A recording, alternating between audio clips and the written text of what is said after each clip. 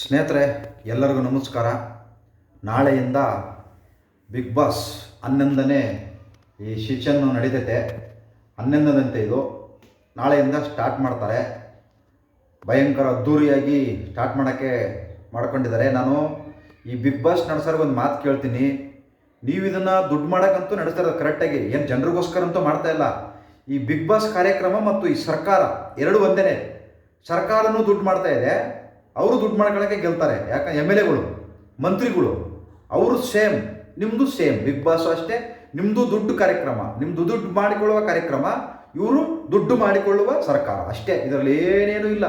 ಜನಗಳಿಗೆ ಸರ್ಕಾರದಿಂದನೂ ಯಾವುದೋ ಒಂದು ಎರಡು ಉಪಯೋಗ ಇರ್ತವೆ, ಆದರೆ ಇಲ್ಲಿ ಅಲ್ಲಿ ಅಷ್ಟೇ TV ಅಲ್ಲಿ ಬಂದಿರೋರಿಗೆ ಮಾತ್ರ ಉಪಯೋಗ ಹೊರತು ಜನಗಳಿಗೆ ಅದರಿಂದ ಏನೂ ಉಪಯೋಗ ಇಲ್ಲ. ಸರ್ಕಾರನೂ ಅಷ್ಟೇ ಕೆಲವ್ರಿಗೆ ಮಾತ್ರ ಉಪಯೋಗ ಇದೆ, ಬಿಗ್ ಬಾಸು ಅಷ್ಟೇ ಕೆಲವ್ರಿಗೆ ಮಾತ್ರ ಉಪಯೋಗ ಇದೆ, ಆದರೆ ಎಲ್ಲರಿಗೂ ಉಪಯೋಗ ಇಲ್ಲ. ಎಲ್ಲರಿಗೂ ಉಪಯೋಗವಾಗಿರ್ತಕ್ಕಂಥ ಕಾರ್ಯಕ್ರಮ ನೀವು ಮಾಡಂಗಿದ್ರೆ, ಬಿಗ್ ಬಾಸ್ ಮಾಡಂಗಿದ್ರೆ ಅಂದ್ರೆ ಇದೆಲ್ಲ ರೆಡಿ ಮಾಡ್ಕೊಂಡಿರ್ತಾರೆ. ನೀವು ಹೆಂಗೆ ಆಡಬೇಕು, ಯಾವ್ಯಾವ ಥರ ಅಲ್ಲಿ ಒಳಗಡೆ ಹೋಗಿ ನಾಟಕ ಮಾಡಬೇಕು, ಯಾವ ರೀತಿ ಜಗಳ ಮಾಡಬೇಕು, ಯಾವ ರೀತಿ ಅಲ್ಲಿ ಕಿತ್ತಾಡಬೇಕು, ಯಾವ ರೀತಿ ನಾಯಿ ಥರ ಕಚ್ಚಾಡಬೇಕು, ಯಾವ ರೀತಿ ಕತ್ತೆ ಥರ ಕಿರ್ಚಾಡಬೇಕು, ಎಲ್ಲ ರೆಡಿ ಮಾಡಿ ಇಲ್ಲಿ ಅಗ್ರಿಮೆಂಟಿಗೆ ಸೈನ್ ಹಾಕಿ ಕಳಿಸಿರ್ತಾರೆ. ಎಲ್ಲ ಸುಮ್ಮನೆ ಎಲ್ಲ ಅಲ್ಲಿ ಹೋಗೋರ್ಗೂ ದುಡ್ಡದು, ಜಗಳ ಮಾಡೋದಕ್ಕೂ ದುಡ್ಡು. ಎಷ್ಟು ಜಾಸ್ತಿ ಜಗಳ ಮಾಡ್ತಾರೋ ಅಷ್ಟು ಜಾಸ್ತಿ ದಿನ ಇರ್ತಾರೆ. ಎಷ್ಟು ಸೈಲೆಂಟಾಗಿರ್ತಾರೋ ಅಷ್ಟು ಸೈಲೆಂಟಾಗಿ ಬೇಗ ಬರ್ತಾರೆ. ಸೈಲೆಂಟಾಗಿರೋರು ಬೇಗ ಹೊರಗಡೆ ಬರ್ತಾರೆ. ನಾಯಿ ಥರ ಕತ್ತೆ ಥರ ಕಿತ್ತಾಡೋರು ಭಾಳ ದಿನ ಇರ್ತಾರೆ. ಅವ್ರಿಗೆ ಇನ್ನೂ ಎಷ್ಟು ಕಿತ್ತಾಡ್ತಾರೋ ಅಷ್ಟು ದುಡ್ಡು. ಇವರು ನಿಜವಾಗ್ಲೂ ಜನರಿಗೋಸ್ಕರ ಕಾರ್ಯಕ್ರಮ ಮಾಡಂಗಿದ್ರೆ ಒಂದಿಬ್ಬರು ಡಾಕ್ಟ್ರು, ಒಳ್ಳೆ ಡಾಕ್ಟ್ರು ಇಬ್ಬರು, ಒಂದಿಬ್ಬರು ಒಳ್ಳೆ ರಿಟೈರ್ಡ್ ಆಗಿರೋ ಪೊಲೀಸ್ ಆಫೀಸರು, ಒಂದಿಬ್ಬರು ಒಳ್ಳೆ MLAಗಳು MP ಗಳು, ಇಬ್ಬಿಬ್ಬರು, ಒಂದಿಬ್ಬರು ಒಳ್ಳೆ ಇವರು ರಿಟೈರ್ಡ್ ಆಗಿರೋ ಮಿಲಿಟ್ರಿ ಅವರು, ಮತ್ತು ಒಂದಿಬ್ಬರು ಒಳ್ಳೆ ಅದ್ಭುತವಾದ ರೈತರು, ಒಂದಿಬ್ಬರು ಗಂಟಾಲೇಟ್ಸ ಪೂಜಾರು, ಆಲ್ರೆಡಿ ಹೋಗ್ಬಿಟ್ಟಿರೋರು ಬೇಡ ಅವರು, ಒಂದಿಬ್ಬರು ಒಳ್ಳೆ ರೈತರು, ಒಂದಿಬ್ಬರು ಒಳ್ಳೆ ಪೊಲೀಸ್ ಆಫೀಸರ್ಗಳು ರಿಟೈರ್ಡ್ ಆಗಿರೋರು. ಯಾಕಂದರೆ ಅಧಿಕಾರದಲ್ಲಿರೋರ್ನೇನ ಕಳಿಸಲ್ವಂತಿಂತ ಕಡೆ.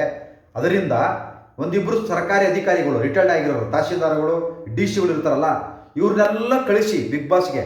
ಬರೀ ಈ TV ಧಾರಾವಾಹಿಲಿ ಬಂದಿರೋರು, ಪಿಕ್ಚರಲ್ಲಿ ಬಂದಿರೋರು, ಇವು ಯಾವ ಕಿತ್ತೋಗಿರೋ ರೀಲ್ಸ್ ಮಾಡ್ಕೊಂಡು ಬಂದಿರೋವು, ಇನ್ಯಾವನೋ ಬೊಗಳೆ ಬಿಟ್ಕೊಂಡು ಬಂದಿರೋವು, ಬರೀ ಇಂಥವೇ ಕಿತ್ತಾಡ. ಇದು ಒಂಥರ ಕಿತ್ತಾಡ ಶೋ ಇದು. ಇದರಿಂದ ಯಾರಿಗೂ ಏನೂ ಪ್ರಯೋಜನ ಇಲ್ಲ, ಇದು ಮಾಡೋದು ಅವಶ್ಯಕತೆ ಇಲ್ಲ, ಇದು ಬೇಕಾಗಿಲ್ಲ. ಸರ್ಕಾರ ಮತ್ತು ಬಿಗ್ ಬಾಸ್ ಎರಡು ಒಂದೇನೆ. ಆ ಸರ್ಕಾರದಿಂದ ಕೆಲವ್ರಿಗೆ ಮಾತ್ರ ಸಹಾಯ ಆಗ್ತಾ ಇದೆ, ಎಲ್ಲರಿಗೂ ಆಗ್ತಾ ಇಲ್ವಲ್ಲ. ಬಿಗ್ ಬಾಸು ಹಂಗೇನೆ, ಕೆಲವ್ರಿಗೆ ಮಾತ್ರ ಉಪಯೋಗ, ಎಲ್ಲರಿಗೂ ಉಪಯೋಗ ಆಗಲ್ಲ ಅಷ್ಟೇ. ದಯವಿಟ್ಟು ನೋಡೋದು ಬಿಡೋದು ನಿಮ್ಮ ಇಷ್ಟ. ನೋಡ್ತಾ ಇದ್ದೀರಿ, ಜನಗಳು ಒಳ್ಳೆ ವಿಚಾರನೂ ತಗೊಳ್ಳಲ್ಲ. ಅದಕ್ಕೋಸ್ಕರ ಅವರು ಕೂಡ ಬರೀ ಇಂಥವೇ ಆಗ್ತವೆ. ಜನಗಳು ನೋಡ್ತಾ ಇಲ್ವಲ್ಲ, ಒಳ್ಳೆ ವಿಚಾರ ಯಾರೂ ನೋಡ್ತಾ ಇಲ್ಲ. ಒಳ್ಳೆ ವಿಚಾರ ಬೇಕಾಗಿಲ್ಲ. ಇವತ್ತು ಮಕ್ಕಳು ಮೊಮ್ಮಕ್ಕಳ ಜೊತೆ ಸೇರ್ಕೊಂಡು ಎಲ್ಲ ರೀಲ್ಸ್ ಮಾಡೋಕ್ಕೆ ಶುರು ಮಾಡ್ಕೊಂಡವ್ರೆ. ಗಂಡ ಎಂತಿದ್ರು ರೀಲ್ಸ್ ಮಾಡೋದು ಮಕ್ಳಿಗೆ ಹೇಳ್ಕೊಡ್ತಾ ಇದ್ದಾರೆ. ನೀನು ಹಿಂಗೆ ಮಾಡಬೇಕು, ರೆಡಿಯಾಗಿ ಮನೇಲಿ ಏನು ಡಿಂಗ್ ಡಾಂಗ್ ಮೇಕಪ್ ಮಾಡ್ಕೊಂಡು ರೀಲ್ ಮಾಡ್ಕೊಂಡು ಕೂತ್ಕೊಂತಾರೆ. ಈ ಥರ ಆದರೆ ಸಮಾಜ ಎಲ್ಲಿ ಉದ್ಧಾರ ಆಗುತ್ತೆ? ಮುಂದಿನ ಮಕ್ಕಳು ಏನೋ ತಿಳ್ಕೊಂತಾವೆ ಅದರಿಂದ, ಬಿಗ್ ಬಾಸಿಂದ. ಅಯ್ಯೋ ಕರ್ಮ, ಇಂಥವೆಲ್ಲ ನೋಡಿ. ನಮ್ಮ ಕಾಲದಲ್ಲೆಲ್ಲ ಇಂಥವೆಲ್ಲ ಇರಲಿಲ್ಲಪ್ಪ. ಇವಾಗೆಲ್ಲ ಫೋನ್ ಬಂದು ಮಕ್ಕಳಂತೂ ಫೋನ್ಗೆ ಫಿಕ್ಸ್ ಆಗಿಬಿಟ್ಟವೆ. ಫೋನ್ ಕೊಡಲಿಲ್ಲ ಅಂದ್ರೆ ಸ್ವತವೈತವೆ ಅವು.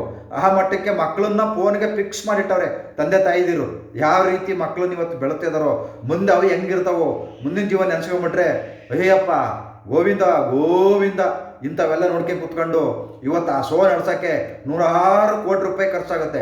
106 ಕೋಟಿ ರೂಪಾಯಿ ಖರ್ಚು ಮಾಡಿ ಇಂಥ ಕಿತ್ತೋಗಿರೋ ಶೋ ಮಾಡೋಕ್ಕೇನ್ರಿ? ಎಷ್ಟೋ ಜನಕ್ಕೆ ಇವತ್ತು ತಿನ್ನೋಕ್ಕೆ ಅನ್ನ ಇಲ್ಲ, ಮಲ್ಕೊಳ್ಳೋಕ್ಕೆ ಮನೆ ಇಲ್ಲ, ಜಾಗ ಇಲ್ಲ.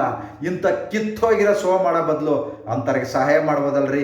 ಇದರಿಂದ ಬಿಗ್ ಬಾಸಿಂದ, ಈ ಬಿಗ್ ಬಾಸ್ ಯಾವ ಪುಟ್ಕೋಶ, ಅವನು ಯಾವನೋ ಕಾಣದಿರೋನಿಗೆ ಬಾಸು, ಯಾವನೋ ಕಣ್ಣಿಗೆ ಕಾಣಲ್ಲ ಅವನಿಗೆ ಬಾಸ್, ಬಿಗ್ ಬಾಸ್ ಅಂತ ಹೇಳ್ತಾರೆ.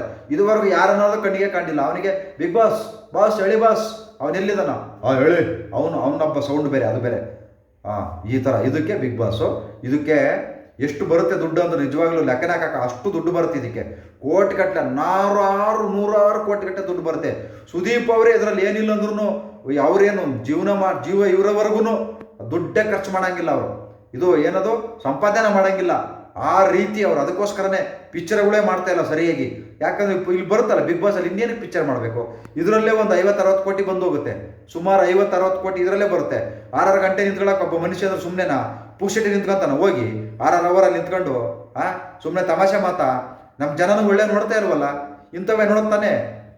ಅದಕ್ಕೆ ಹೇಳೋದು, ಯಾರು ಡಾಕ್ಟ್ರನ್ನ ಕಳಿಸಲ್ಲ, ಪೊಲೀಸ್ರನ್ನ ಕಳಿಸಲ್ಲ, ಮಿಲಿಟ್ರಿ ಅವ್ರನ್ನ ಕಳಿಸಲ್ಲ, ಒಳ್ಳೆ ರೈತರನ್ನ ಕಳಿಸಲ್ಲ.